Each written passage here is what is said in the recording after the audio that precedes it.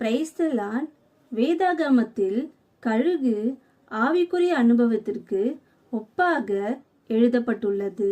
அதன் வாழ்க்கையிலிருந்து நாம் ஒரு பாடத்தை கற்றுக்கொள்ள வேண்டும். உயரமான மரங்களில் அல்லது மலைகளில் கூடு கட்டும்போது கழுகுகள் முதலில் கூர்மையான முட்களாலும் கற்களாலும் கூடு கட்டுகிறது.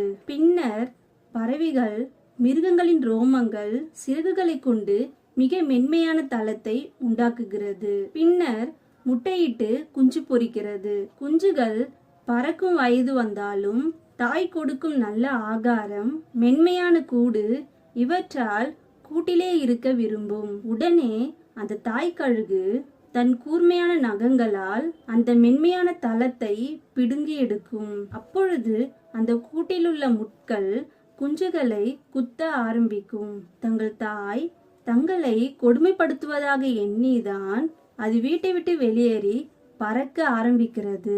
அதுபோல ரட்சிக்கப்பட்ட ஆரம்ப நாட்களில் எழுப்புதலாகவும் ஏராளமான ஆசீர்வாதங்களுடன் காணப்படும். போக போக சோதனைகள் அதிகமாகும். அதுதான் அநேகருடைய சோர்வுக்கு காரணம். நமக்கு வரும் சோதனைகள் நம்மை பறக்க செய்வதற்காகத்தானே ஒழிய நம்மை வருத்துவதற்கல்ல.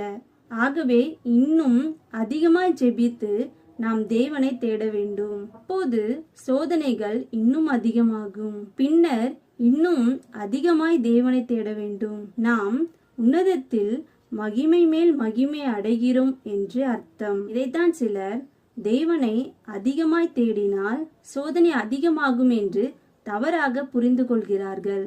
ஆகவே நம்மை பறக்க வைக்கும் சோதனைகளை கண்டு பயப்படாதிருங்கள். ஆமென். பாதைக்கு தீபம், பேதைக்கு வெளிச்சம், உந்தன் வசனமே.